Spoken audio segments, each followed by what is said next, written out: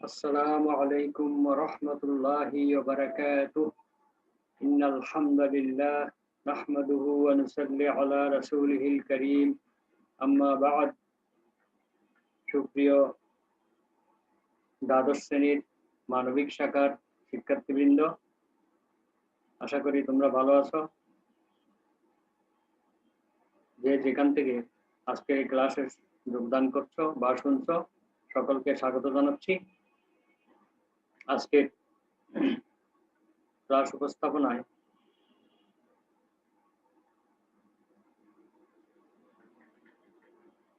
আজকে ইসলাম শিক্ষা প্রথম পত্রের পঞ্চম অধ্যায় ইসলামের অর্থ ব্যবস্থা থেকে আলোচনা হবে। এর ইসলামী অর্থ ব্যবস্থার পার্ট 5, ইসলামী অর্থ ব্যবস্থায় জাকাত। জাকাত ইন ইসলামিক ইকোনমিক্স, অর্থাৎ ইসলামী অর্থ ব্যবস্থায় জাকাতের ভূমিকা কি, রোল অফ জাকাত ইন ইসলামিক ইকোনমিক্স।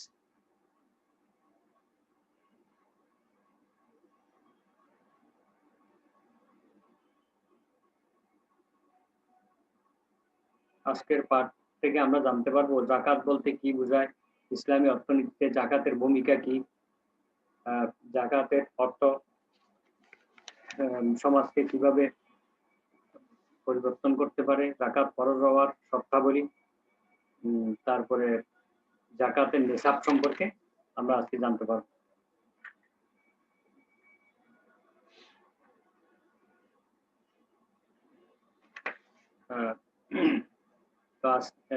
জাকাত হচ্ছে ইসলামী অর্থ ব্যবস্থার মেরুদণ্ড স্বরূপ। জাকাত ইসলামী অর্থ ব্যবস্থার একটি মেরুদণ্ড। মেরুদণ্ডহীন, যেমন মেরুদণ্ড না থাকলে যেমন কোনো প্রাণী বাঁচতে পারে না, জাকাত ছাড়াও ইসলামী অর্থ ব্যবস্থা বাঁচতে পারে না। এটি ইসলামী অর্থ ব্যবস্থার তৃতীয় রোকন। ঈমান, সালাত, তারপরে জাকাত। পবিত্র কোরআনে যেখানেই আল্লাহ তাআলা আকিমুস সালাত বলেছেন, সাথে সাথে ওয়া আতুজ যাকাত বলেছেন। আকিমুস সালাত বলার সাথে সাথে ওয়া আতুজ যাকাত বলেছেন। তার মানে জাকাত ভিত্তিক সমাজ ব্যবস্থা ছাড়া কখনো পরিপূর্ণভাবে সালাত প্রতিষ্ঠিত হতে পারে না। ঈমান এবং ঈমানের পরপরই আসে সালাতের স্থান। আর জাকাত হচ্ছে অর্থনৈতিক ইবাদত, সালাত হচ্ছে শারীরিক ইবাদত, আর জাকাত হচ্ছে অর্থনৈতিক ইবাদত। এভাবে আরো কিছু ইবাদত আছে ইসলামে যেখানে শারীরিক এবং অর্থনৈতিক দুটা মিলেই করতে হয়। যেমন হজ, হজ করার সময় টাকাও খরচ হয়, আবার শারীরিক ভাবেও যেতে হয়। তো ইসলামে এই জন্য জাকাতকে সেতু বন্ধন বলা হয়েছে। আর জাকাতু কান্তারাতুল ইসলাম বলা হয়েছে হাদিসের মধ্যে। জাকাত ইসলামের সেতু বন্ধন, অর্থাৎ ধনী এবং গরিবের মধ্যে একটি বন্ধন, একটি সেতুর ভূমিকা পালন করে। জাতীয় জীবনে বহু বিষয় এই জাকাতের উপর নির্ভরশীল। ইসলামী অর্থনীতিতে জাকাতের গুরুত্ব এবং ভূমিকা অত্যন্ত সুবিস্তৃত এবং ব্যাপক। জাকাত শব্দের আবিধানিক অর্থ হলো পূত পবিত্রতা, পরিশুদ্ধি, পরিচ্ছন্নতা, বৃদ্ধি পাওয়া। পূত পবিত্রতা, জাকাত যেমন পবিত্র কোরআনে এসেছে, কাদ আফলাহা মান তাযাক্কা, ওই ব্যক্তি সফল হবে যে নিজেকে পূত পবিত্র করে নিয়েছে। এভাবে জাকাত দান করলে তার মালের মধ্যে যদি কোনো ভুল ত্রুটি বা ভুলক্রমে কোনো মানে অবৈধ মাল প্রবেশ করে অথবা ত্রুটি বিচ্ছুতি থাকে, সেগুলো পবিত্র হয়ে যায়। আর জাকাতের মাধ্যমে নিজেকে পরিশুদ্ধ করা যায়, পাপ থেকে পরিচ্ছন্ন হওয়া যায়। আরেকটা অর্থ হলো বৃদ্ধি পাওয়া। জাকাত দান করলে সেই জাকাতের অর্থের মধ্যে আল্লাহ তাআলা বরকত দান করেন, সম্পদ বেড়ে যায়, বৃদ্ধি পায়। সেই অর্থে জাকাত মানে বৃদ্ধি পাওয়া। আরেকটা অর্থ হতে পারে যে জাকাত যখন প্রদান করা হয়, যে আর্থিক খাতে জাকাত দেওয়া হয়, সেই লোকগুলো জাকাতের অর্থ পেয়ে সেগুলো দিয়ে তারা আরো অর্থনৈতিক কর্মকাণ্ড পরিচালনা করতে পারে। যেমন কেউ চাষাবাদ করতে পারে, পশুপালন করতে পারে, ব্যবসা বাণিজ্য করতে পারে, আরো অনেক কাজ করতে পারে। এর দ্বারা সমাজের মধ্যে সম্পদ আরো বৃদ্ধি পাবে। অর্থাৎ ওই সম্পদ আরো সম্পদ অর্জন করে সমাজের মধ্যে আর্থিক পরিবৃদ্ধি ঘটাবে। এই জন্য জাকাত শব্দের অর্থ বৃদ্ধি পাওয়া। আশা করি শিক্ষার্থীগণ তোমরা বুঝতে পেরেছ। ইসলামী পরিভাষায় কোন মুসলমান ব্যক্তি নিজের ও পরিবারের প্রয়োজনীয় বাৎসরিক ব্যয় মেটানোর পর বছর শেষে যদি নিসাব পরিমাণ সম্পদের অধিকারী হয়, তবে উক্ত সম্পদের শতকরা 2.5 ভাগ শরীয়ত নির্ধারিত 8টি খাতে প্রদান করাকে জাকাত বলে।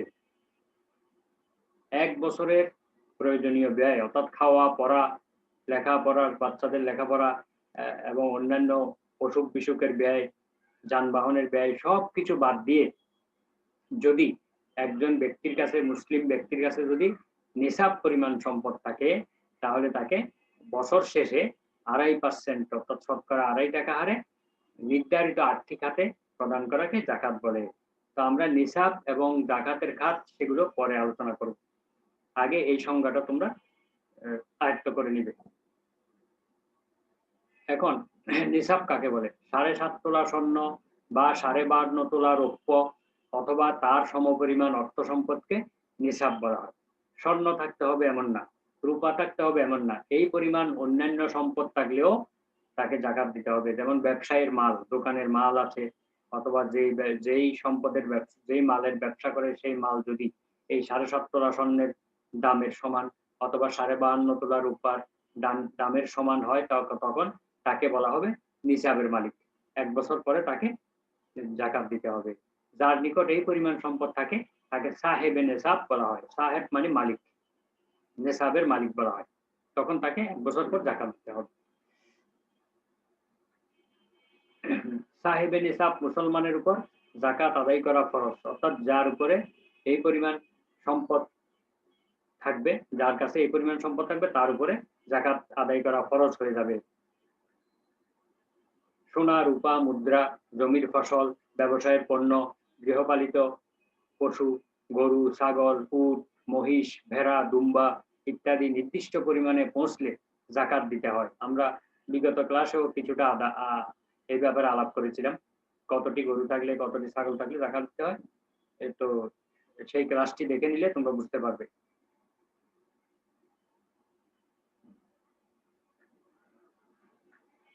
ইসলামী অর্থনীতিতে জাকাতের ভূমিকা। রোল অফ জাকাত ইন ইসলামিক ইকোনমিক্স। প্রথম ভূমিকা হচ্ছে জাতীয় আয় বা বাইতুল মাল গঠনে। জাতীয় আয় বা রাষ্ট্রীয় কোষাগার সমৃদ্ধ করার ক্ষেত্রে, রাষ্ট্রীয় কোষাগারে অর্থের মানে যোগান দেওয়ার ক্ষেত্রে এটি প্রথম সারির ভূমিকা পালন করে। জাকাত হচ্ছে ইসলামী অর্থনীতির চালিকা শক্তি। জাতীয় অর্থনৈতিক জীবনের এক বিরাট অংশ জাকাতের উপর নির্ভরশীল। আর্থসামাজিক উন্নয়ন এবং অভাবমুক্ত সমাজ নির্মাণে জাকাত ব্যবস্থা সুদূর প্রসারী ভূমিকা পালন করে। জাকাত থেকে যেই পরিমাণ অর্থ আদায় হয় তা ইনকাম ট্যাক্স বা অন্য কোনো খাত থেকে সেরকম আদায় হয় না। ইনকাম ট্যাক্স একবার দিয়ে দিলে জীবনে ওই টাকার আর ট্যাক্স দেওয়া লাগে না, কিন্তু জাকাত প্রতি বছরই সম্পূর্ণ অর্থের উপরে, সম্পূর্ণ সম্পদের উপরে প্রতি বছরই দিতে হয়। সুতরাং দেখা যায় যে জাকাত থেকে প্রাপ্ত অর্থ পরিমাণ অনেক বেশি। তাই এটি জাতীয় কোষাগার, বাইতুল মাল মানে রাষ্ট্রীয় কোষাগার, রাষ্ট্রীয় কোষাগার গঠনে এটা সহযোগিতা করে। দ্বিতীয় হলো অর্থনৈতিক ভারসাম্য গঠনে। ধনী গরিবের মধ্যে যে বিশাল অর্থনৈতিক ব্যবধান বা বৈষম্য, তা জাকাতের মাধ্যমে দূর করা যায়। জাকাতের মাধ্যমে ধনী গরিবের মধ্যে অর্থনৈতিক একটি ভারসাম্য বা ব্যালেন্স আনা যায়। এই জন্য মহানবী সাল্লাল্লাহু আলাইহি ওয়াসাল্লাম জাকাতকে বলেছেন আজ জাকাতু কান্তারাতুল ইসলাম। জাকাত হচ্ছে ইসলামের সেতু বন্ধন, ধনী এবং গরিবের মধ্যে সেতু বন্ধন। ভারসাম্যটা কিভাবে আসে? যে ধনীর কাছে যদি 100 টাকা থাকে, গরিবের কাছে 2.5 টাকা থাকবে। ধনীর কাছে 1000 টাকা থাকলে গরিবের কাছে 25 টাকা থাকবে। এভাবে ধনীর কাছে 1 লক্ষ টাকা থাকলে গরিবের কাছে 2500 টাকা থাকবে। এই যে একটা মোটামুটি ভারসাম্য, এটা জাকাতের মাধ্যমে হয়। একেবারে কিছুই থাকবে না এমন লোক সমাজে থাকবে না, কিছু না কিছু অর্থ থাকবে, প্রতিটা মানুষ খেয়ে পরে বেঁচে থাকতে পারবে। এই ধরনের একটি ভারসাম্য জাকাতের মাধ্যমে তৈরি হয়ে যায় সমাজে। একটি সেতু যেমন এই পার থেকে এই পারের সঙ্গে ও পারের সংযোগ স্থাপন করে, নদীর এপার থেকে ওপার, পাহাড়ের এপার থেকে ওপার, ঠিক তদ্রূপ জাকাতের মাধ্যমেও ধনী এবং গরিবের মধ্যে একটি সম্পর্ক স্থাপন করে। ধনীরা এক জগতে বাস করে, গরিবরা আরেক মানে পরিবেশে বাস করে। উভয় পরিবেশের মধ্যে, উভয় জগতের মধ্যে, উভয় সোসাইটির মধ্যে একটি সেতু বন্ধন বা একটি যোগাযোগ স্থাপনের উপায় হলো জাকাত। জাকাত দেওয়ার জন্য বছরে একবার ধনীর সঙ্গে গরিবের দেখা হয়ে যাবে। এভাবে তাদের মধ্যে একটা সম্পর্ক সৃষ্টি হয়ে যায়। ৩ নম্বর হলো সর্বজনীন অর্থনৈতিক নিরাপত্তায়। সকল মানুষের অর্থনৈতিক নিরাপত্তার ক্ষেত্রে জাকাতের ভূমিকা ব্যাপক। জাকাত সর্বজনীন আর্থিক প্রয়োজন পূরণ করে এবং মানুষের অর্থনৈতিক নিরাপত্তা নিশ্চিত করে। অক্ষম এবং অসমর্থ যেই সব মুসলিম রয়েছে বা অমুসলিম রয়েছে, সকলকেই জাকাতের অর্থ দিয়ে পুনর্বাসন করা যায়। জাকাতের অর্থ ব্যয়ের আর্থিক খাতের পর্যালোচনা করলে এই সর্বজনীন অর্থনৈতিক নিরাপত্তার রূপরেখাটি স্পষ্ট হয়ে ওঠে। যেমন জাকাত দিতে বলা হয়েছে গরিব, নিঃস্ব ব্যক্তিদেরকে, অভাবীদেরকে প্রশাসনিক ব্যয় নির্বাহের জন্য জাকাতের অর্থ ব্যয় করার বিধান রয়েছে। দাস মুক্ত করা তথা ব্যক্তি স্বাধীনতা রক্ষা, ঋণ মুক্ত করার জন্য, নতুন মুসলিমদের সাহায্য এবং পুনর্বাসন করার জন্য, অসহায় পথিকদের সাহায্যের জন্য, কল্যাণের জন্য, আল্লাহর পথে নিয়োজিত ব্যক্তিদের শিক্ষা, যুদ্ধ বিগ্রহ ইত্যাদি ব্যয় নির্বাহের জন্য জাকাতের অর্থ ব্যয় করা যায়। তাহলে এই আর্থিক খাত যদি আমরা পর্যালোচনা করি, সমাজের কোন শ্রেণীর মানুষ এখানে বাকি নেই, সবাই এখানে অন্তর্ভুক্ত হয়ে গিয়েছে।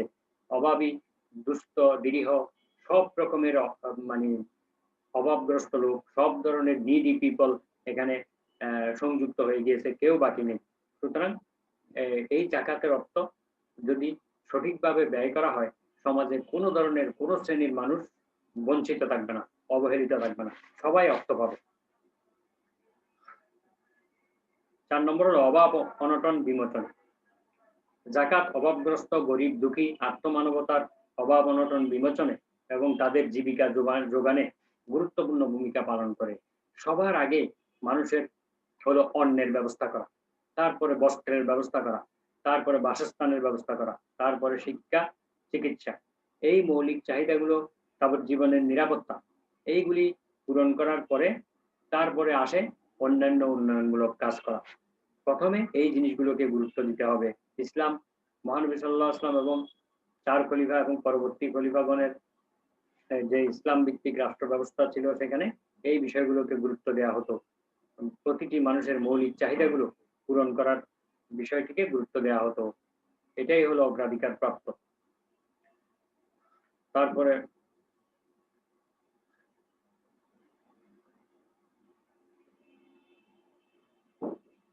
কর্মসংস্থান সৃষ্টিতে, এমপ্লয়মেন্ট সৃষ্টি করার ক্ষেত্রে, অর্থাৎ মানুষের কাজের জায়গা অর্থাৎ কাজের সংস্থান করার ক্ষেত্রে জাকাতের ভূমিকা রয়েছে। জাকাতের অর্থ দিয়ে নতুন নতুন কর্মসংস্থান সৃষ্টি করা যায়। জাকাতের অর্থে মিল, কারখানা, শিল্প প্রতিষ্ঠান গড়ে তুলে গরিব, বেকার, অসহায় লোকদেরকে কাজের ব্যবস্থা করে দেওয়া যায়। তাহলে তারা কাজ করে জীবন পরিবর্তন করতে পারবে, জীবনের প্রয়োজন মেটাতে পারবে।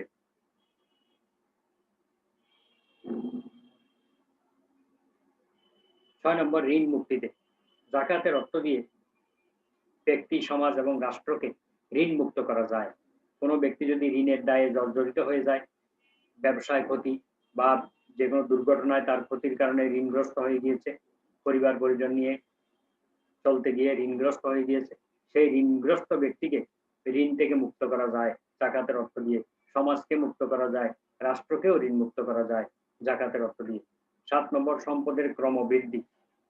জাকাত দানের ফলে অর্থ কোথাও জমা হয়ে মানে পুঞ্জীভূত হয়ে থাকতে পারে না। অগণিত মানুষের হাতে অর্থ পৌঁছে যায়। ফলে মানুষের ক্রয় ক্ষমতা বাড়ে, বাজারে চাহিদা বাড়লে উৎপাদন বাড়ে, উৎপাদন বাড়লে কর্মসংস্থান বাড়ে, ফলে বেকারত্ব দূর হয়। এভাবে জাকাত ইসলামী সমাজে কর্ম, ভোগ, উৎপাদন, বন্টন ব্যবস্থার উন্নতি সাধন করে। এই জন্যই আল্লাহ তাআলা পবিত্র কোরআনে বলেছেন, জাকাত ফরজ করার কারণ হিসেবে কাই লা ইয়াকুনা দুলাতাম বাইনাল আগনিয়াই মিনকুম, সম্পদ যেন তোমাদের মধ্যে গুটি কয়েক ধনীদের হাতে পুঞ্জীভূত হয়ে না থাকে, এই জন্যই এই জাকাতের ব্যবস্থা করা হয়েছে। তুখাযু মিন আগনিয়াইহিম ওয়া তুরাদ্দু ইলা ফুকারাইহিম। মহানবী সাল্লাল্লাহু আলাইহি ওয়াসাল্লাম বলছেন, এই যাকাত ধনীদের কাছ থেকে আদায় করা হবে এবং গরিবদের কাছে ফেরত দেওয়া হবে। তাহলে বোঝা গেল যাকাতের মাধ্যমে সম্পদ বৃদ্ধি পায়। ৮ নম্বর হলো অর্থনৈতিক বন্ধ্যাত্ব দূরীকরণ। যাকাত পুঁজিবাদ এবং মজুতদারের আপসহীন শত্রু। কিছু লোক আছে সমাজে আহ, মাল সম্পদ মজুত করে বেশি অর্থ উপার্জন করতে চায়। আর পুঁজিবাদের কথা হলো টাকা যেখান থেকে ইচ্ছা অর্থ উপার্জন করো, হালাল হারামের কোনো বালাই নেই, এবং সম্পদ জমা করো এবং ভোগ করো, আনন্দ করো, ফুর্তি করো। এই যে এই যে জাকাত ব্যবস্থা এই ধরনের বন্ধ্যাত্বকে দূর করে দিয়ে অর্থ সম্পদকে অলসভাবে মজুত করে রাখার মানসিকতাকে নষ্ট করে দিয়ে সঞ্চিত সম্পদ বিনিয়োগ করার জন্য মানুষের মধ্যে উৎসাহ যোগায়, বলিষ্ঠ প্রেরণা যোগায়। ফলে অর্থ এক জায়গায় বন্ধ্যাত্ব অবস্থায় পড়ে থাকা দূর করে এবং এটা বিনিয়োগে উৎসাহিত করে। ৯ নম্বর অর্থনৈতিক অপচয় রোধ করে। জাকাতের লক্ষ্য এবং উদ্দেশ্য এবং জাকাতের অর্থ ব্যয় করার খাতসমূহ নির্ধারিত করা আছে, কাজেই এক্ষেত্রে অপচয়ের কোনো সম্ভাবনা নেই। আর্থিক খাতের কোনো একটি দুটিতে আদায় করলেই জাকাত আদায় হয়ে যাবে, অর্থনৈতিক অপচয় করা যাবে না। যে ব্যক্তি জাকাত আদায় করে তার সম্পদ পবিত্র হয়ে যায়, আল্লাহ তাআলা তার এই সম্পদকে অপচয় এবং অপব্যয় থেকে রক্ষা করেন। ব্যক্তির মধ্যেও তাকওয়া সৃষ্টি হয়, আল্লাহর ভয় সৃষ্টি হয়। সে মনে করে যে আমার এগুলো জাকাত দেওয়া অর্থ, এগুলো খারাপ কাজে ব্যয় করতে পারবো না। এভাবে সে অপচয় রোধ করতে পারে। ১০ নম্বর অর্থনৈতিক ফাঁকি প্রতারণা বন্ধ করে। আধুনিক কর ব্যবস্থার মতো জাকাতের মধ্যে ফাঁকি দেওয়ার ব্যবস্থা নেই। কারণ ব্যক্তি জানে যে আমি সঠিকভাবে হিসাব করে যদি জাকাত না দেই, আলিমুল গাইব, সর্বজ্ঞানী, সর্ববিষয়ে অভিজ্ঞ, অবগত আল্লাহ তাআলা সব দেখবেন, জানবেন। তিনি পুঙ্খানুপুঙ্খ রূপে হিসাব নেবেন। এই ভয়ে সেই সঠিকভাবে জাকাতের হিসাব করে আদায় করে। আর কর দেওয়ার ক্ষেত্রে মানুষ বিভিন্ন ফাঁকি বা বিভিন্ন ধরনের ফন্দি হাঁটে, কিন্তু এই ক্ষেত্রে ফন্দি করা বা ফাঁকি দেওয়ার কোনো প্রবণতা নেই। মানুষ ধর্মীয় অনুভূতি নিয়ে স্বেচ্ছায় জাকাত দিয়ে থাকে। জাকাত হচ্ছে অর্থনৈতিক ক্ষেত্রে আল্লাহর কাছে মানুষের স্বতঃস্ফূর্ত আনুগত্য। একটা হলো সালাত, সাওম, এগুলো হচ্ছে শারীরিক আনুগত্য, আর জাকাত, সাদাকা এগুলি হচ্ছে অর্থনৈতিকভাবে আনুগত্য। সুতরাং অর্থনৈতিক কর্মকাণ্ডে ফাঁকি ও প্রতারণা দূর করার ক্ষেত্রে জাকাতের ভূমিকা অপরিসীম। ১১ নম্বর হচ্ছে ধনী গরিবের বৈষম্য দূর হয়। জাকাতের মাধ্যমে ধনী ও গরিবের মধ্যে যে আকাশচুম্বী পার্থক্য রয়েছে সেটা আস্তে আস্তে কমে যায় এবং আর্থসামাজিক একটা সমতা সৃষ্টি হয়। ধনীদের গরিবের প্রতি ভালোবাসা, সৌহার্দ্য, সম্প্রীতি বৃদ্ধি পায়। ১২ নম্বর হলো ভ্রাতৃত্ববোধের সৃষ্টি। জাকাতের মাধ্যমে ধনী গরিবের মধ্যে ভ্রাতৃত্ববোধ ও মৈত্রীর, বন্ধুত্বের বন্ধন সৃষ্টি হয়। সমাজের অর্থনৈতিকভাবে যারা দুর্বল, ধনীরা তাদের প্রতি সহানুভূতিশীল হয়। গরিবরা ধনীদেরকে আপন ও বন্ধু ভাবে পরস্পর বিপদে আপদে এগিয়ে আসে এবং পরস্পরের প্রতি সহানুভূতিশীল হয়। তখন সমাজ হয় শান্তি এবং সুখময়। সুতরাং জাকাত প্রদান করতে করতে এক সময় ধনী গরিবের মধ্যে ভ্রাতৃত্ববোধের সৃষ্টি হয়। আগে যে দূরত্ব ছিল সেটা বুঝে যায়। ১৩ নম্বর হলো অর্থের অহমিকা বা অহংকার দূর হয়।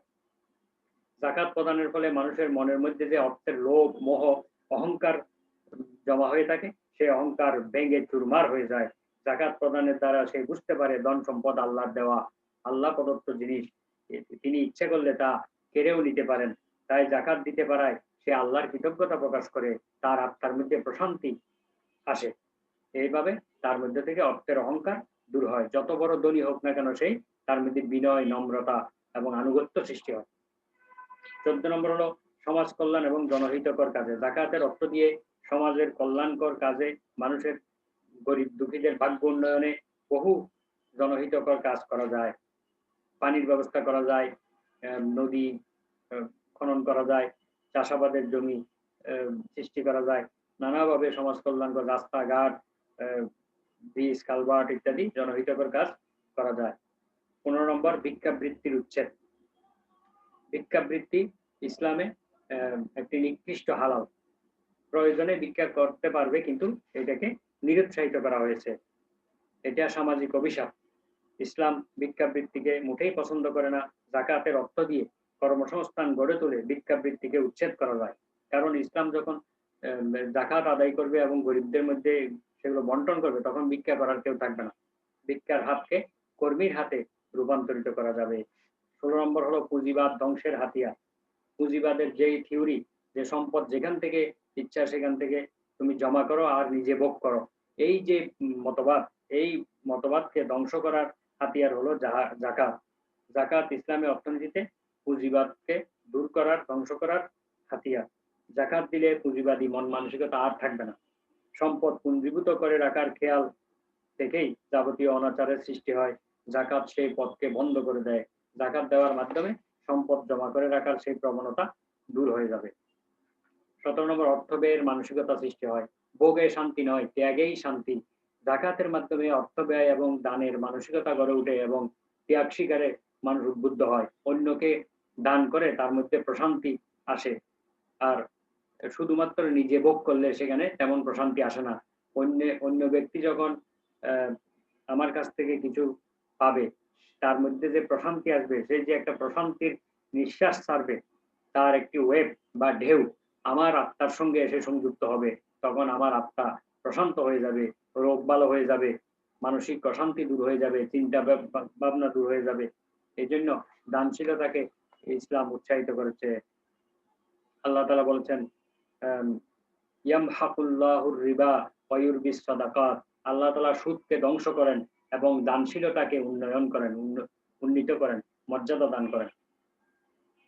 ১৮ নম্বর হলো সম্পদ ধ্বংসের হাত থেকে রক্ষা। মজুতকৃত সম্পদ বছরের পর বছর এক জায়গায় জমা থাকার ফলে দেশের অর্থনৈতিক উন্নয়ন ব্যাহত হয়। এই টাকাগুলো জাতির, দেশের, সমাজের কোনো কাজে লাগে না।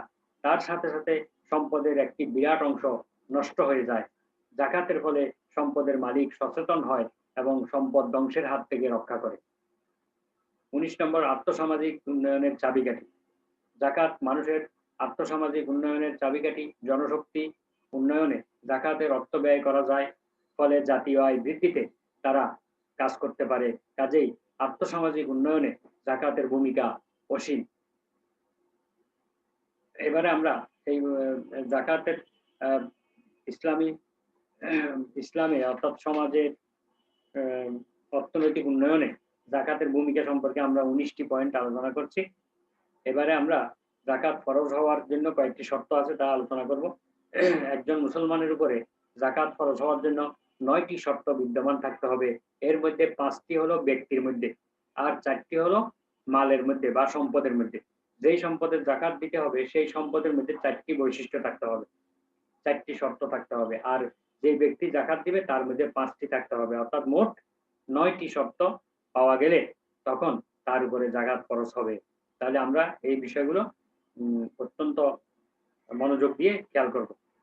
মালিকের মধ্যে, অর্থাৎ যেই সম্পদের মালিক তার মধ্যে ৫টি শর্ত থাকতে হবে। প্রথম হচ্ছে একজন মুসলিম হওয়া। যে যাকাত দিবে সে মুসলমান হতে হবে। অমুসলিমের উপরে যাকাত ফরজ নয়। অমুসলিম লোকেরা যাকাত দিলেও তা আদায় হবে না, সওয়াব পাবে না। দ্বিতীয় হলো বালিগ হওয়া। বালিগ মানে প্রাপ্তবয়স্ক হওয়া। যে পুরুষ বা যে নারী যাকাত দিবে, সম্পদের মালিক হবে, সে প্রাপ্তবয়স্ক হতে হবে। প্রাপ্তবয়স্ক হতে হবে। প্রাপ্তবয়স্ক মানে সেই ১৮ বছর বা ২১ বছর এমন না। অর্থাৎ যেই সমস্ত চিহ্নগুলো দেখা গেলে একজন মানুষ প্রাপ্তবয়স্ক হয়েছে বলে বিবেচিত হয়, সেই চিহ্নগুলো দেখা গেলে তাকে বালিগ বা প্রাপ্তবয়স্ক বা অ্যাডাল্ট বলা হয়। যেমন পুরুষের দাড়ি মোছ গজানো, গলার স্বর চেঞ্জ হয়ে যাওয়া, এভাবে নারীদের ওইরকম অনেকগুলো বৈশিষ্ট্য রয়েছে। সেগুলো পাওয়া গেলেই তাকে বালেগ হিসেবে গণ্য করতে হবে। তার বয়স তখন ১০ বছর হোক বা ১১ বছর হোক বা ১২ বছর হোক, এটা কোনো ব্যাপার নয়। নির্দিষ্ট বয়স নির্ধারিত করে দিয়ে এই বালেগ চিহ্নিত করা যাবে না। ইসলামের যে শর্ত দেওয়া হয়েছে সেই শর্তে কেউ ১০ বছরও হতে পারে, কেউ ১১ বছরও হতে পারে, কেউ ১২ বছরও, কেউ ১৫ বছরও বালেগ হতে পারে। অর্থাৎ যখনই সে বালেগ হবে তখন তার উপরে তার যদি সম্পদ থাকে তাহলে তাকে যাকাত দিতে হবে। ৩ নম্বর হচ্ছে স্বাধীন হওয়া। স্বাধীন হওয়া মানে হলো সেই যে ব্যক্তি যাকাত দিবে সে কারো গোলাম না হওয়া। অর্থাৎ কারো কিনা গোলাম বা ক্রীতদাস না হওয়া। স্বাধীন ব্যক্তি হওয়া। যেহেতু এখন তো কোথাও ক্রীতদাস নেই, তাই বিষয়টা বোঝা যাচ্ছে না। কিন্তু একসময় মানুষ বেচা কেনা হতো। ইসলামের প্রাথমিক যুগেও ছিল এটা। পরবর্তীতে এটা ইসলাম ধীরে ধীরে এটা দূর করে দেয়। কিন্তু পরবর্তীতে এটা আবারও কিয়ামতের পূর্বে আবারও সেই বিষয়টা আসতে পারে। সেইজন্য ইসলামে এই বিধানগুলো এখনো রয়ে গেছে। অর্থাৎ কোনো ব্যক্তি কারো কিনা গোলাম না হওয়া, কেনা দাস না হওয়া, ক্রীতদাস না হওয়া, স্বাধীন হওয়া। ক্রীতদাসের উপরে যাকাত ফরজ না। ৪ নম্বর হলো জ্ঞান সম্পন্ন হওয়া। অর্থাৎ কমন সেন্স থাকা। পাগল, মস্তিষ্ক বিকৃত কোনো ব্যক্তির উপরে যাকাত ফরজ হবে না। সুস্থ বিবেক সম্পন্ন ব্যক্তি হওয়া। ৫ নম্বর হলো ঋণগ্রস্ত না হওয়া। যে ব্যক্তি যাকাত দিবে তাকে সে যদি আবার তার সম্পদের চাইতে বেশি টাকা ঋণগ্রস্ত থাকে তাহলে তো যাকাত ফরজ হবে না। এইজন্য ঋণগ্রস্ত না হওয়া এটা হলো শর্ত। এই ৫ টা ব্যক্তির মধ্যে পাওয়া গেলে তার উপর যাকাত ফরজ হবে। এবার আমরা দেখব ব্যক্তির মধ্যে এই ৫ টা পাওয়া যাওয়ার পরেও সম্পদের মধ্যে যদি এই ৫ টা ৪ টা পাওয়া না যায় তাহলে যাকাত ফরজ হবে না। তাহলে আমরা সম্পদের শর্তগুলো দেখব। সম্পদের শর্তগুলো হলো যে সম্পদ নিসাব পরিমাণ হওয়া। যেমন কারো কাছে সম্পদ আছে কিন্তু নিসাব পরিমাণ হচ্ছে না।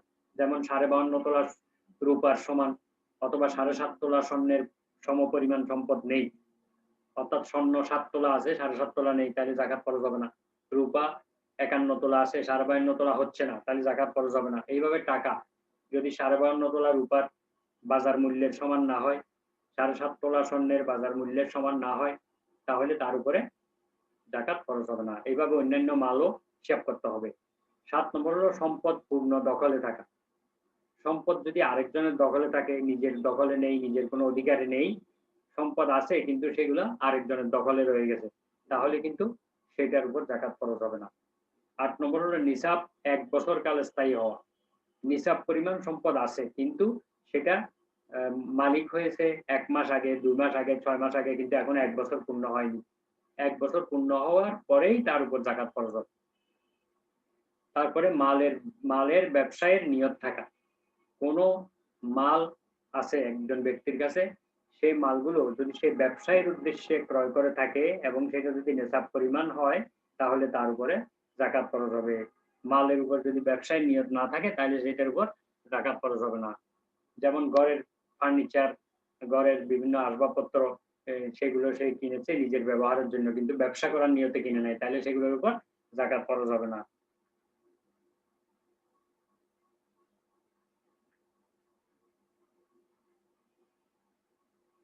যাকাতের অযোগ্য সম্পদ। কিছু সম্পদ আছে যেগুলো যাকাতের যোগ্য নয়।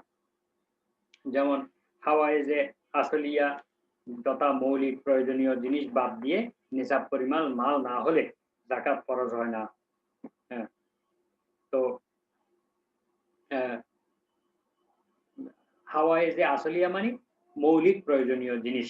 যেমন ঘরের আসবাবপত্র, তারপরে আপনার এই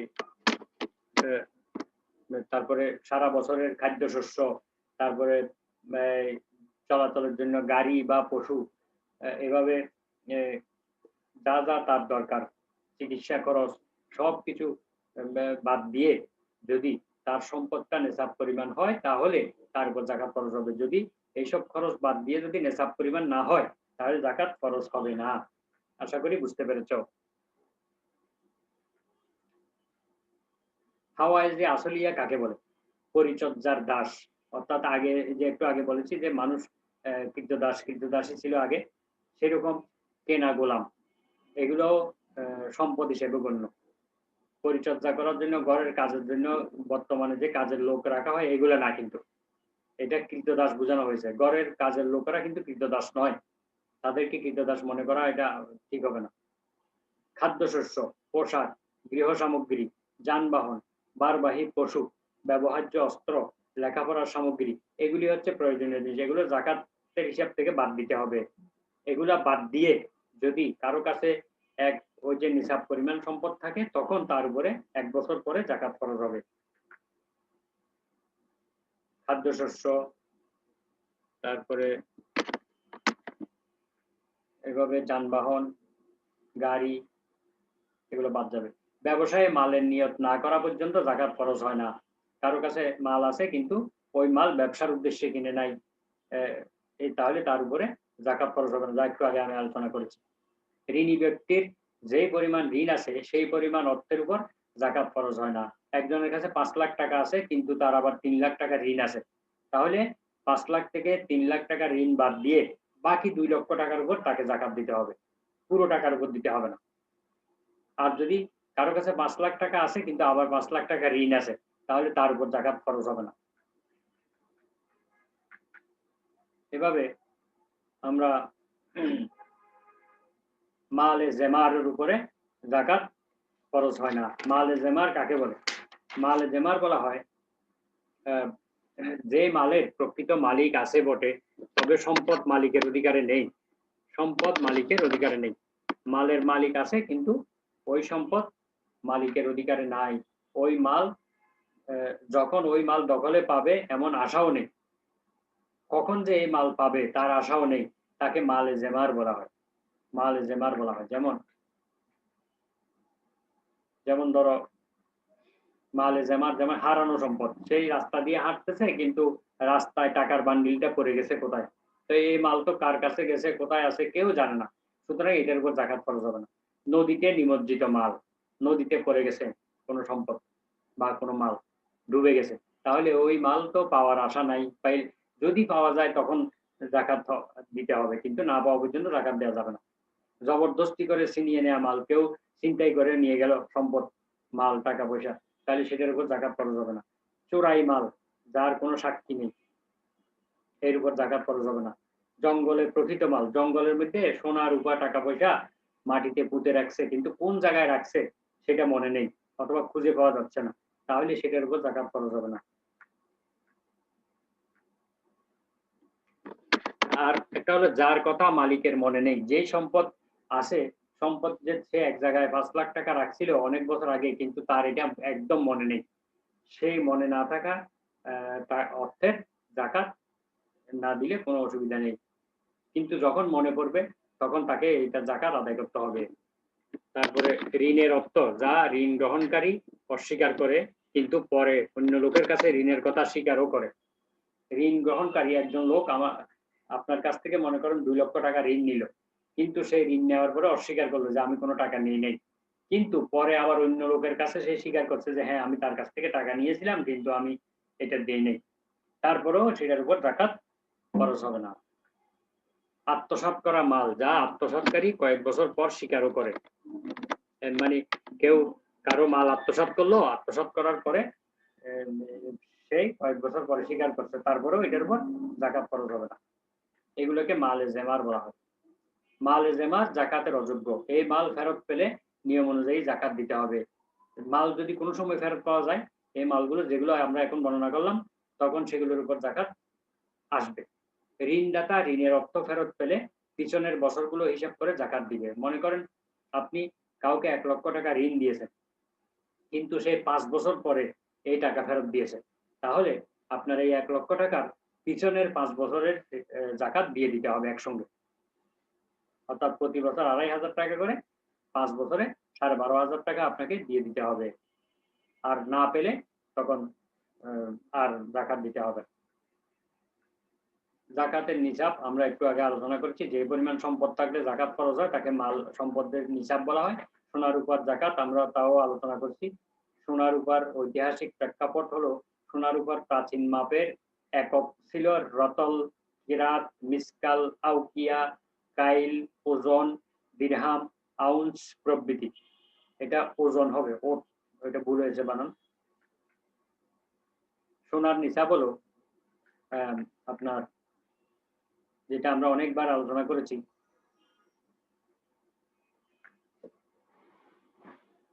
সোনার নিসাব হলো 20 মিসকাল। মিসকাল মানে আউন্স, 20 আউন্স স্বর্ণ, এর কম হলে জাকাত হবে না। আর এই 20 মিসকাল মানেই হলো 7.5 ভরি বা 7.5 তোলা। তোলা এবং ভরি একই জিনিস। 7.5 ভরি আর 7.5 তোলা একই কথা। মেট্রিক পদ্ধতিতে এর পরিমাণ 1 তোলা হলো 11.66 গ্রাম। 7.5 তোলার পরিমাণ হলো 87.45 গ্রাম। এই গ্রামে এতটুকু ওজনের স্বর্ণ থাকলে বা তার উপর জাকাত ফরজ হবে, নিসাব পরিমাণ সম্পদের মালিক হবে। সোনার যে কোনো জিনিস থাকুক না কেন, সেটা অলংকার হোক, আসবাবপত্র হোক, সেটা অন্য জিনিস হোক, তাও তার উপরে জাকাত ফরজ হবে। এই পরিমাণ স্বর্ণ পিণ্ড আকারে থাকলে, মানে গোলাকার আকারে, বল আকারে থাকলে তাও জাকাত ফরজ হবে। বাসন কোসন আকারে থাকলে, সোনার অলংকার হিসেবে থাকলে, মুদ্রা হিসেবে থাকলে, সোনার তরবারি বা মেডেল হিসেবে থাকলে, যে কোনো অবস্থায় থাকুক না কেন এটার জাকাত দিতে হবে। এটা স্বর্ণ হলেই হবে, এটা যে কোনো অবস্থায় থাকুক না কেন তার উপরে জাকাত খরচ হয়ে যাবে। যেমন সোনার গাড়ি, কেউ স্বর্ণ দিয়ে গাড়ি তৈরি করলো, ওইটার উপরেও জাকাত খরচ হবে। সোনার অলংকার আছে, তার উপরে জাকাত খরচ হবে। অলংকার যে কোনো হোক না কেন। রূপার নিসাব, রূপার নিসাব হলো আপনার সর্বসম্মতিক্রমে 200 দেরহাম। 200 দেরহাম আমাদের দেশের প্রচলিত ওজনে 52.5 তোলা বা 52.5 ভরি। মেট্রিক পদ্ধতিতে 612.53 গ্রাম। এত গ্রাম থাকলে তার উপর জাকাত খরচ হবে রূপার বার। তাহলে আমরা আজকে দীর্ঘ আলোচনার মাধ্যমে জাকাত কাকে বলে জানতে পারলাম। জাকাতের অর্থনৈতিক ভূমিকা, সমাজ পরিবর্তনে, মানুষের ভাগ্য পরিবর্তনে জাকাতের ভূমিকা, জাকাত ফরজ হওয়ার যে শর্তগুলো রয়েছে সেগুলো আমরা জানতে পারলাম, মাল সংক্রান্ত এবং ব্যক্তি সংক্রান্ত শর্ত। তারপরে জাকাতের অযোগ্য সম্পদ সম্পর্কে জানতে পারলাম, জাকাতের নিসাব, সোনার নিসাব, রূপার নিসাব জানতে পারলাম। তো আশা করি শিক্ষার্থীরা তোমরা বুঝতে পেরেছো, এই বিষয়গুলো তোমরা ভালোভাবে জেনে নেবে। বিশেষ করে জাকাতের নিসাব, জাকাত ফরজ হওয়ার শর্ত এবং জাকাতের ভূমিকা, এগুলো তোমরা শিখে ফেলবে। তো আমরা আজকের ক্লাস এখানেই সমাপ্ত করছি। সকলকে ধন্যবাদ। সুবহানাকা আল্লাহুম্মা ওয়া বিহামদিকা আশহাদু আল্লা ইলাহা ইল্লা আনতা আস্তাগফিরুকা ওয়া আতুবু ইলাইক। আসসালামু আলাইকুম ওয়া রাহমাতুল্লাহি ওয়া বারাকাতুহু।